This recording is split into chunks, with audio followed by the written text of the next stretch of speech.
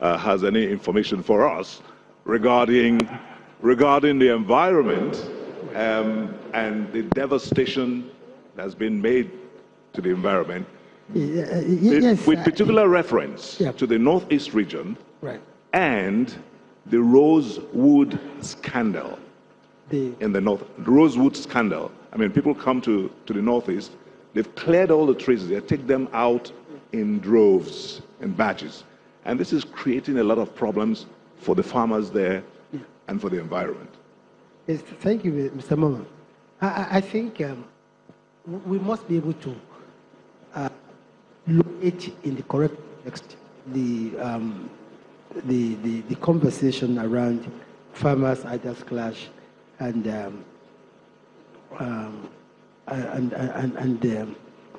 things that surround them.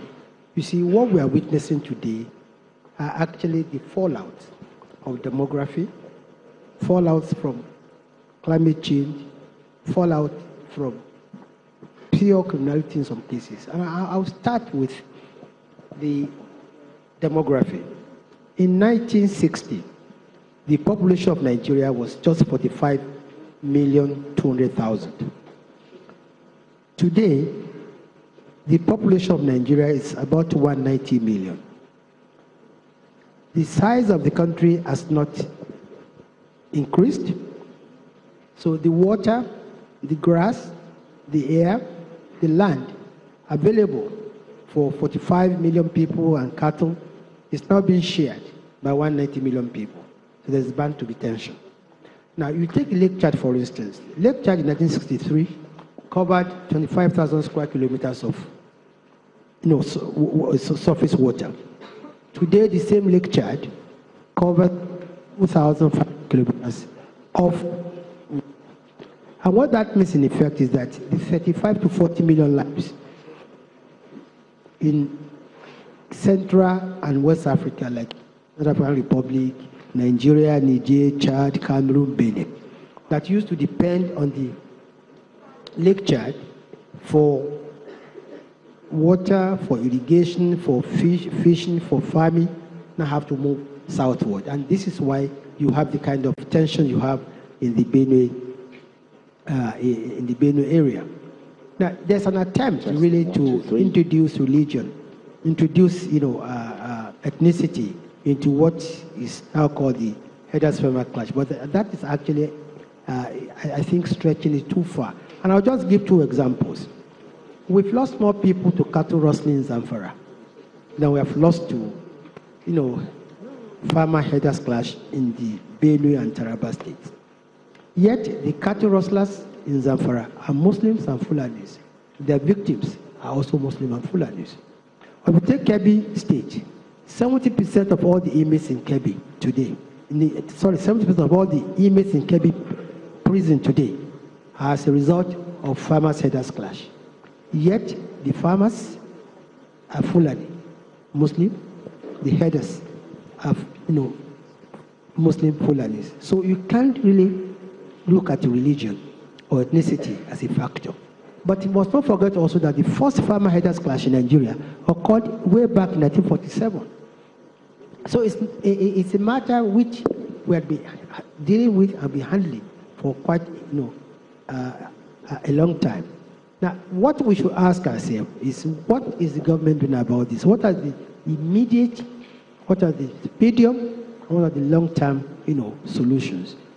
I think the immediate short-term solutions is what the government has done by deploying forces to the trouble areas. We have what we now call the quick response wing of the Air Force that is dealing with, cattle rustlers and Zamfara. We have a new army formation in Benue to deal with the cattle rustlers there. Benue and Nasarawa states is being taken care of by the new police and army formation. But on the long term, about the middle long term, both farmers and herders will have to move and shift their positions. Okay, I hate to do this to you, Minister, but I'm going to interrupt you because the President and Commander-in-Chief of the Federal Republic of Nigeria has just literally arrived back from Bauchi, where he went to personally oversee a major disaster that occurred there, a natural disaster, clearly an example of the President taking charge. And the President is imminently arriving, and here he comes. Please rise and stand for the national anthem and to welcome the President and Commander-in-Chief of the Federal Republic of Nigeria.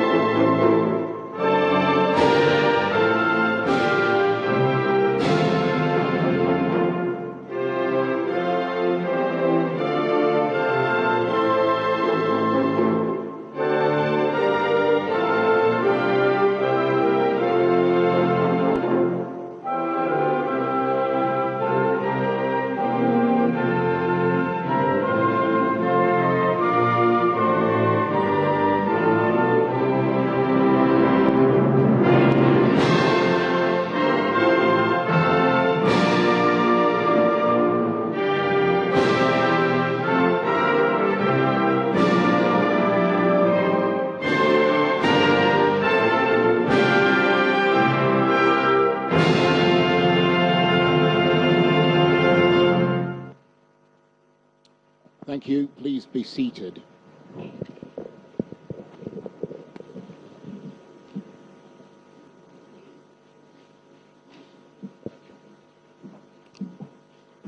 I'm going to have to ask the cameraman, if you take a minute to take your photographs, please clear the decks and allow the President some space to see what is actually going on here. Thank you very much indeed. And a huge welcome to the President and Commander-in-Chief of the Federal Republic of Nigeria. As I mentioned earlier, the President was called away to personally take charge of a disaster, a national emergency that happened earlier in the northern state of Bauchi. From what we understand, there were a number of, well, literally hundreds of homes destroyed by a natural disaster there.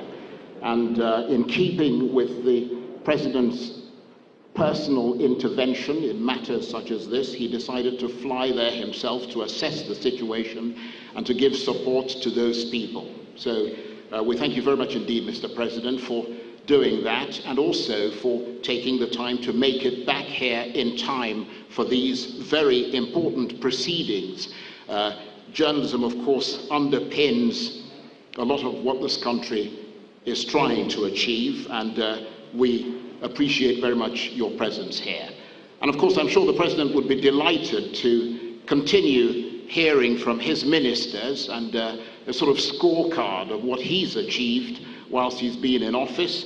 And I will hand over back to the CEO of Channels Television and the President of the Broadcasting Organization of Nigeria, John Momoh, to continue his conversation with the government of Nigeria. And of course, he is joined there by the Minister of Finance, Kemi Adeosun, the Minister of Interior, Abdulrahman Dambazzau, the Minister of Trade and Investment, Enelamah, and last but certainly not least, the Honourable Minister of Information and Culture, Lai Mohammed. John, over to you. Thank you very much indeed, Charles. And Mr. President, you're very much welcome. I didn't say anything about you, save that you presented the budget yesterday and you weren't happy with some aspects of the budget. The only other thing I said was that once you come in, it will be breaking news. Thank you very much. Anyhow, Information Minister, could you please speak up where you stopped? Yes. Like I said, the immediate response of government is the deployment of these various forces to these trouble areas. But the long-term solution is that both herders and farmers